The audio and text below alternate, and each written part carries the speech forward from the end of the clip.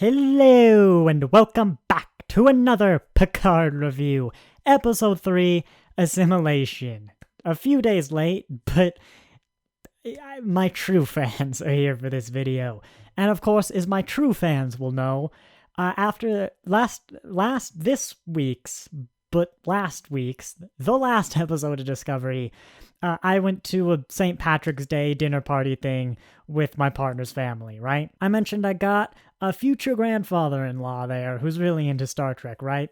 When I saw them, the first thing they said to me was, "Have you seen the latest episode of Picard?" And I was like, "Oh no, I saw the Discovery one." He's like, "Oh, I was looking forward to talking with you about that so much. It's apparently a really good episode, worth conversation." And as I went on talking with him about my thoughts on Picard, my thoughts on this series, and why I thought episode 2 got better, he was just like, "You'll like episode 3.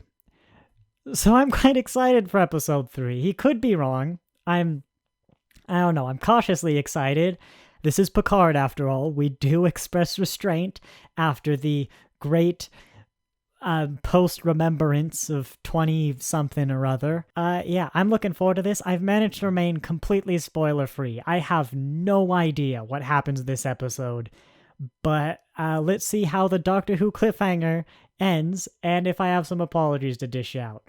Also, this is replacing the normal Monday video. So yes, let's get in. Well, my future grandfather-in-law was wrong. I mean, it was alright. It was kind of empty. I mean, the first half of the episode felt like someone who had been given a brief overview of Star Trek in some various topics and then just kind of made stuff up that didn't work. And then the second half felt like nothing really happened, and I still don't feel caught up with the trailer. Like, I acknowledge we are caught up with the trailer, but I don't feel like we're caught up with the trailer. I mean, also, can we acknowledge, out of this in the season finale of Discovery, how was this the episode that managed to have a death and not Discovery? God, I hate to give the criticism of it feels like they don't understand Trek, especially this time when I know that, from memory, I feel like most, if not all, of the heads of this show have been involved in Star Trek for a long time. I know for a fact one of them was in there since Deep Space Nine, the one that pitched Alan Moraine. It's just what it felt like. Like, let me give an example, right? So, the La Sirena, which might I remind you is a modified alien cargo ship, but in this authoritarian universe, let's accept that it's some sort of small fighter craft, right? One shot an Equinox, equally totalitarian, with its shields up. Now, I'll be willing to accept that maybe the Borg Queen torpedoes can do it, but like the La Sirena basic one-shot an Equinox from the front with a torpedo. Torpedoes and shields. Shields are the reason you don't fire torpedoes at shields. You get rid of the shields with the phasers and the torpedoes. The Borg Queen doesn't have security, and all of the Borg can just access her thoughts in full. Anyone remember that Unimatrix? I don't think it was Unimatrix 0. It was the one that kind of existed in Dream, because a not insignificant proportion of Borg maintained their conscious minds and went against the Queen. And remember when, in the end of that episode, those Borg got to keep their conscious memories after waking up, and I guess just didn't all simultaneously attack the Borg Queen? Because they had full access to her consciousness, apparently, and so did Locutus, which, as we remember from the Best of Both Worlds, Picard was never fully assimilated, because he had to give in to the Queen, meaning that Picard just chose not to attack the Borg Queen, who he is admitted to having full access to her thoughts for. Like, there are little bits as well, things that got me, like the phasers, they just casually, like, disintegrated everyone, and now maybe the totalitarian nightmare phasers don't have a stun. I'll be willing to accept it. I'd say it still would be useful, but I'd be willing to accept it. Or they didn't know how to operate them, right? But this is Admiral Jean-Luc fucking Picard. And he didn't even, like, react to that or, like, give a disapproving grin and have someone go, no stun. Or, like, it's... This is the whole point of time travel. The ethics of deleting a timeline, right? Even a wrong one are complicated. But even if we accept that they're in the right to just revert the timeline, well, these people still exist and have feeling. We know for a fact that disintegration is not a painless death, thanks to other disintegratory weapons. And I bet the totalitarian nightmare government would build extremely painful ones. I was going to say the Federation did. It might have been the Romulans, the most toys, that episode. That's the one I'm thinking of specifically. But it's... And then there were the other bits in the first half of the episode, like how you were parked perfectly stationary above Earth, we saw you not moving, but you're trapped in Earth's gravitational pull, so fall to the surface in about 60 seconds. I think it takes about 12 minutes, usually, for a rocket to get into orbit. Not orbit, but like its main burn, like its first little engine. About 12 minutes. That's the metric I always used in Kerbal Space Program as well, playing the real solar system. Real rockets usually longer. Going down from nothing is going to take a while. And I mean, I felt like I kind of just watched a lot of scenes I'd seen better elsewhere. Like when Raffi and Seven got down to the planet, it's like, hey, remember that speech with Sisko and Bashir about how could anyone let this happen? Yeah, that was better than this. Hey, remember the Enterprise episode, The Communicator, where Trip lost his communicator on a planet? Yeah, I remember that too. I wonder if Picard's going to have this alternate, because there were a lot that felt like episode 1, where episode 1 I didn't like because it felt slow. Episode 2, the latter half as well, rather, like the second half of this episode, it just felt rather slow, like almost the setup work. Why is the Borg Queen not turned off as well? It's with Booker and Tarka, when it's like, just take away his command codes. Like, why is the Borg Queen? You've established that every moment she's active, the mathematical probability of her taking over the ship increases. You've established it's a bad idea. You've established that you know the location of the Watcher. You can probably remember when the change is, and the Watcher can probably help. Why is the Borg Queen still active? I will give them credit that they're acknowledging the non-money thing, and they're having people react like Picard in The Next Generation, where Raffi's being mad. She's like, right, money. This is the person who, as well, they had her living in poverty and everything. Like, if anyone should understand money, it's the Raffi we saw in season 1. They managed as well. I won't even make you pay for this medical care, whatever. Which was nice. Not that it would have mattered in the end, I guess, with him being arrested. I did find it weird as well when Rios went back to help and like pretended to be patients, because I thought the reason they were raiding the place is because like maybe she was a vet or something, or like she's not supposed to treat people, like because they alluded to the whole no cops, like she's not supposed to be practicing medicine, which that wasn't it. I'm not really sure why they raided her. Like maybe it's a racist thing, some sort of undocumented immigrant thing. Like, I mean, yeah, that happens nowadays. And like worse version of nowadays, that is Star Trek's 2024. Yeah. It was just a little bit weird. As with any time travel episode, you get to hear my complaints about messing with the timeline. Like, Raffi just stole that dude's money, which looked like quite a lot of cash. And that's from my perspective as well. Nowadays, I found a $20 bill in my backpack and was like, wow, that's $30 more than I ever carry in cash. Okay, that's an exaggeration. But like, that looked like a lot of cash, and that guy was supposed to have the money. Like, someone in the Sanctuary District probably needs that money, and taking away that much feels like you don't know who this guy is.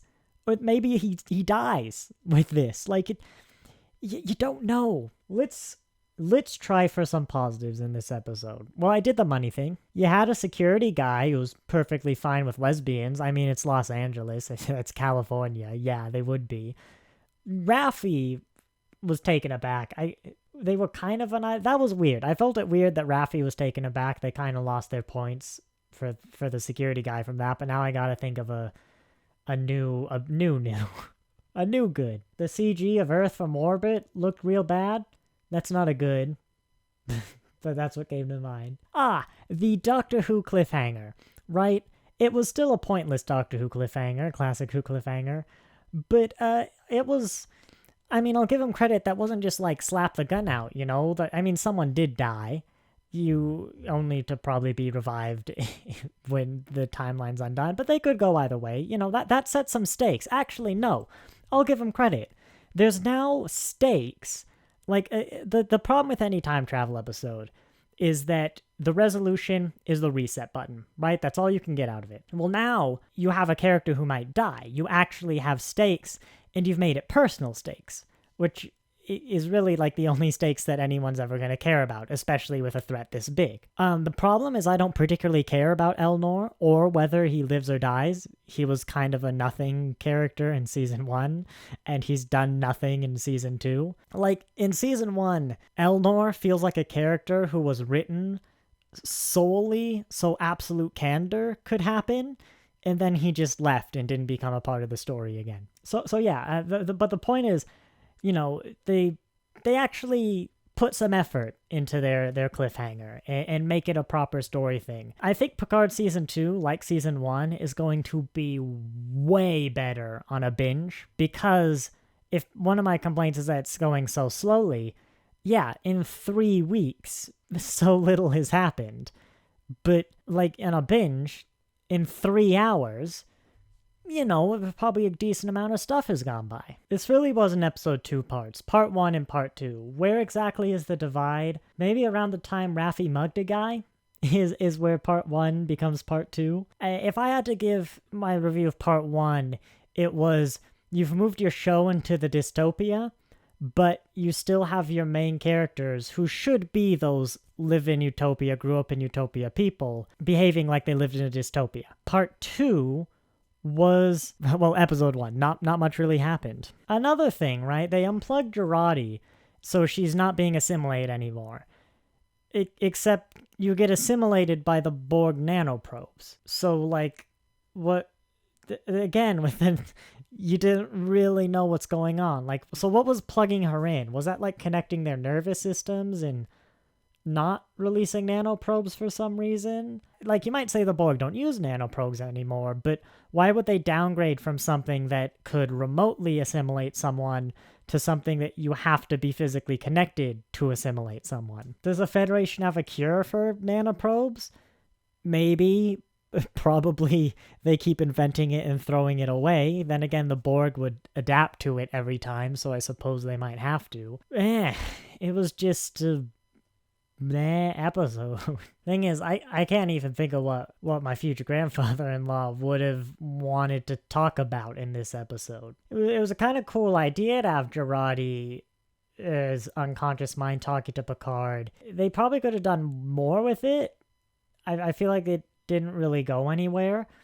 And again, with getting me to think of other episodes, yeah, that scene from Sarek was fantastic. This wasn't as good as that, but it was an interesting concept. Is it just me, or was the Borg Queen more Girardi, really, after merging, well, almost assimilating Girardi? Like, she definitely had emotion, comedy, not so much in the same way as the previous Borg Queens we've seen. I kind of want to complain about how it just brings the Borg down, but so was the original First Contact Borg Queen and all their future appearances.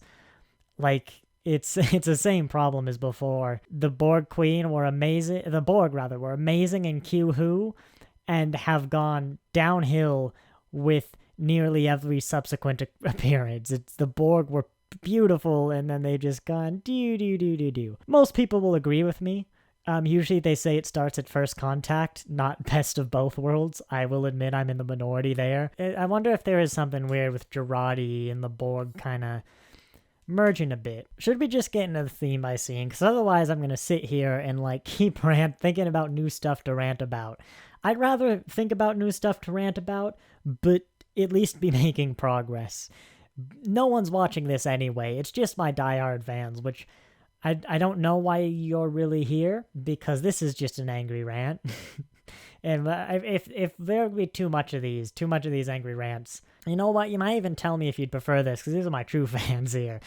Is I've been thinking I might switch to a live stream react, where I can't live stream the episode, obviously, but like get a little timestamp, live stream the timestamp of the episode and my reactions to it, maybe a brief review at the end, and then we're done. Because I don't want to be the ranty, for one, because I mean that's somewhat toxic content, but also because I don't want to attract the toxic fan base who will just hate everything. And like, yeah, I'll rant about a bad episode, but there's a point where it just becomes too much. So let me know what you think about the idea of live streaming watch-alongs, basically, to these episodes. On probably YouTube, because it's easy, but maybe Twitch. Let me know. Twitch is also easy, it's just I'm lazy about getting the videos and then uploading them to YouTube.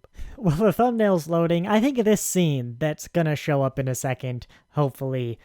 Thank you. Where Raffi's yelling at Picard about, like, that's what you and Q do. You play games. I get Raffi is particularly emotional right now, but it just felt really weird because maybe she'd see it like that, but is the audience? Like, this scene feels like that's the thing I'm getting too negative. The thing that a lot of the writers have been doing, where they almost kind of tear down some bit of the utopia, where it's like, oh, you and Q just running around playing games with other people's lives. Like, is the audience, we know that's not true for several reasons. For one, because Q does the same thing with Sisko and particularly Janeway, and so if it was Picard playing games with Q, that wouldn't happen. We've also seen all of their interactions, and if anything, my complaint with Picard is that he can be too hesitant to play Q's games. Like, I went off in episode 2 where it felt weird that he didn't even hear out what Q wanted him to do to save the entire universe. He was just gonna pout and deal with it. And I sort of corrected myself after that one, like realizing maybe it makes more sense than I thought. But, like, we just know this isn't true. Picard is religiously against cooperating with Q. The only time I can think of he did is on their first encounter in Farpoint, where he was willing to put humanity to the test through him and through the Enterprise, which was almost more a last resort thing in desperation. That's also the first time, I guess. You kind of... That's never going to be your best. If it's one compared to every other time, I don't know, it just felt weird. Like, at best, I don't know, you're showing that this character is making completely irrational accusations while emotional. At worst, you're telling the viewer, hey, we kind of read, like, the first paragraph of Q's Wikipedia page, and someone briefly explained it to us, his personality, but we don't actually know what's going on. Also, this entire episode, because Q appeared for all of like 5 seconds, I'm trying to come up with subtitles for this episode that have Q in the name, because that's the rule, of course. And that's hurting. That's really slowing me down. I'm cutting out a lot of these silent parts, but that is slowing me down. Oh yeah, I was briefly explained the concept of a sanctuary district. Again, like, I praised in the trailer a lot, like, hey, they're doing sanctuary district. They're acknowledging Star Trek's fake history over ours, Rick and Morty. But, like, that's not the thumbnail you said you were gonna go to. Oh, whatever. But, like, why is the sanctuary district Hooverville just a bunch of tents in a field that can be easily left, and not a walled prison district like, I don't know, the sanctuary districts? Like, there was even the sign about how it was the sanctuary district, but it's just some tents in a park. That's not a sanctuary district. That's just where some homeless people have gathered to live, like how actual homelessness works nowadays. I've lived in cities like Seattle, which is one of those that has a huge homeless problem. I assume LA is probably a similar one. I mean, any big city is gonna be. But yeah, we don't have sanctuary districts in Seattle. We have tents under a bridge. Not anymore. I think they demolished the bridge, but that's the not the point. Remember how there was clearly somebody who lived in Washington, probably Western Washington, working on Star Trek before? You had, was it Ash Tyler was from Issaquah? Like, Issaquah does not deserve to be referenced in major sci-fi. You had, I think Seattle was there as well. You had another weird small place. Like, no one except those in Washington knows about places like Issaquah. And I only know about Issaquah because I know someone who lives in Issaquah. Or maybe I just visited. That's the point. These small podunk towns just blend into Seattle. Even Spokane blends into Seattle, unless you live by Spokane. Clearly they're gone, because Raffi judged America's contradictions by looking at a wildfire in Los Angeles. If you're watching this review in the summer, Google California, heck, Google Los Angeles on your phone. Click news and look at the articles on the wildfires, because California is like Washington, where it's just going to be on fire. It just is. That's not humanity. That's not campfires. Hell, that's not even climate change. That's the fact that it's a dry, humid patch of land that gets lightning storms. It's just going to be on fire. That's not, oh man, look at how bad and contradictory America is, which it is. I just want to be very clear that, like, America's entire history is contradictions, exactly like what they're critiquing. But this is natural wildfires.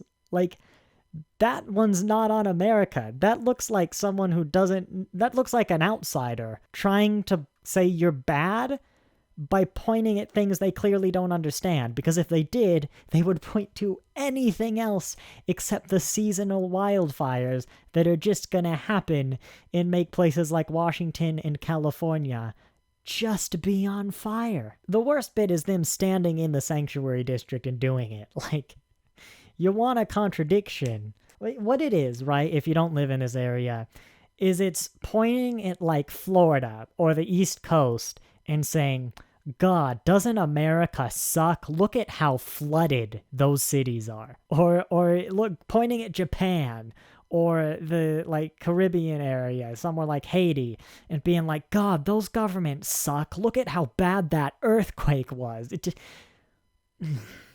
We're just gonna be on fire, okay? We've learned to live with it. No, that's what makes me mad. We haven't learned to live with it. We pull in, like, the entire state's fire department and some other states and probably a bit of Canada. And heck, in California, they might even pull in some of Mexico's firefighters. And loads of people die and do their best and are just heroes, making sure that places like this are not on fire. It's just the fields outside of places like this. But no, let's make fun of America's real problems by laughing at those people. No, by judging those people. Okay. We're done ranting. And you know what? I guess that's it, because I said we're done ranting. But also because, as I said before, I feel like not much really happened this episode. You know what? I think we're going to give it 3. If we have 3 episodes that are like this, where I'm just not very positive, then the reviews stop, or at least transition to an online thing where, admittedly, I'll be more ranty, but I think there's a certain acceptance when they become the live streams. They stop being, let's review Star Trek, they start being, look, I don't like this thing, but I'm very invested in Star Trek, and so if you don't like this thing and are very invested in Star Trek, let's get through it together. Which is basically the Fuck Yeah Doctor Who podcast, isn't it? Anyway, thanks for watching. Maybe I shouldn't. Maybe I should actually say don't for this one, because I feel like anyone who's watched it is just gonna have some sort of lowered opinion of me after that. But you're here. That's it. Not thanks for watching. You're here, in case you forgot. I genuinely don't know how to do a conclusion unless it starts with thanks for watching. So thanks for watching, and I'll see you next time. Hopefully Thursday. It should be Thursday in the early AM on like an auto release. Thanks for watching. And I'll see you next time. Just go. Just go.